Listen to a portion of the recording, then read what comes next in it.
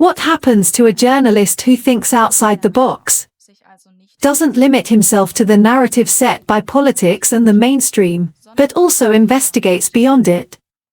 According to Reporters Without Borders, in 2024 there will be 522 journalists in prison worldwide because of their work, more than ever before. In 2023 at least 57 media workers were killed. Although the numbers have increased, this massive approach against journalists in Western countries is outdated. Intimidation measures are not used so obviously. Here people tend to destroy the person in question economically or use psychological means. Not theoretically, but using a very specific case, we would like to show what can happen when an investigative journalist moves too far away from the mainstream and gets too close to the truth. Manuel Mitter's television career. Manuel Mitters, who lives in Vienna, helped set up the private broadcasters in Austria. His eventful career as an editor and reporter included the TV channels ATV, ProSieben, Sat1 Austria, Service TV, ORF, and ARTE. Until 2010 he was on the editorial team at Puls 4. However, after he wanted to uncover alternative topics, such as the contradictions surrounding the terrorist attacks of 9/11, he was let go. After that he worked for a short time as a sports presenter at Service TV. Since then he has been keeping himself afloat with welfare. His internet community supports him so that he can continue to carry out investigative work. Campus and Jutros in a street survey in the city center of Vienna, Mitters, as a freelance journalist, found that 2 out of 3 respondents had experience of child abuse in their immediate personal and family environment. This led him to take a closer look at Mark Jutros's child abuse ring in Belgium and the Campus kidnapping case in Austria. Surprising things came to the surface. In the Campus case, for example, he published an eyewitness report after, contrary to the official version, there were 2 kidnappers, instead of just 1. As a result, Mitters was ambushed in the street by 4 Chechens in mid-2020 and brutally beaten. Without it being provable, however, the temporal connection suggests that the research could be a motive for the crime. It seems as if Mitters had stirred up a hornet's nest with the results of his research.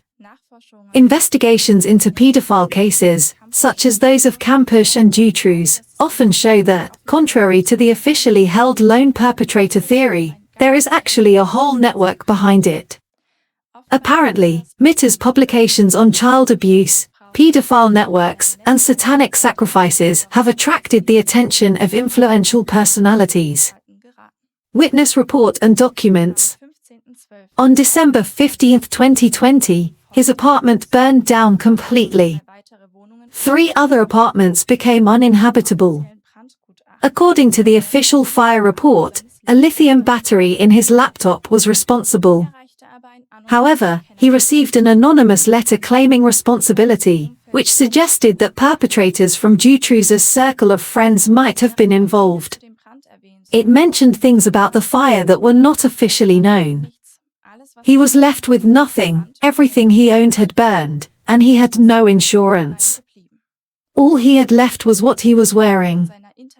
Thanks to the many donations from his internet followers, he was able to get the bare necessities back. State arbitrariness. One would think that the state would be interested in someone in need being supported by third parties and not having to rely on public assistance.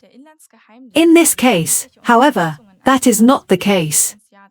The Domestic Secret Service added up all the support given to Mitters back to 2017 and found that the monthly allowance had been exceeded. They did not miss here. It was the Secret Service and not, as one might think, the tax office or the public prosecutor's office.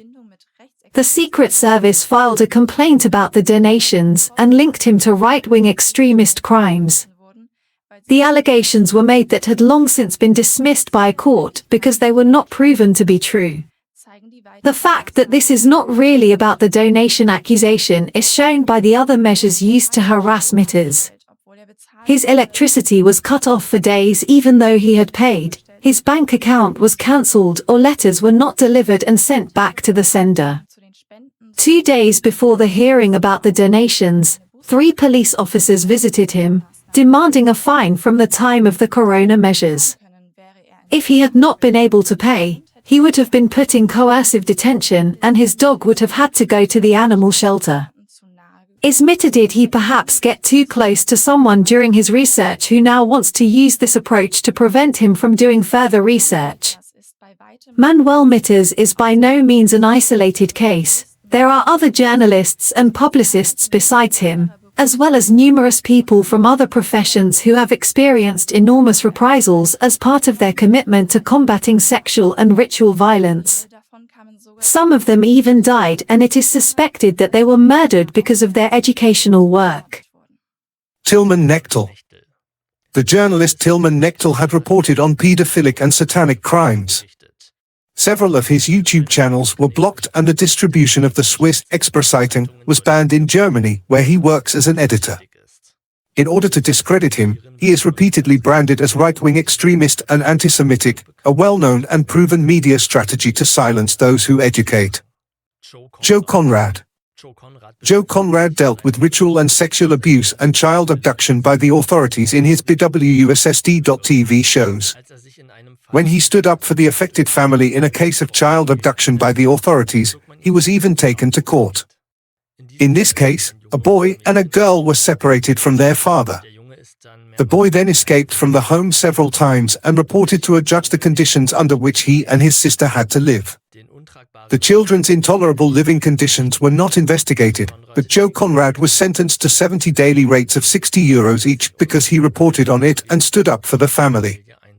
Julian Assange. The well-known whistleblower not only exposed the war crimes of the US military, he also leaked emails between US presidential candidate Hillary Clinton and her campaign manager John Podesta, which fueled suspicions that Clinton and Podesta were involved in child sex trafficking.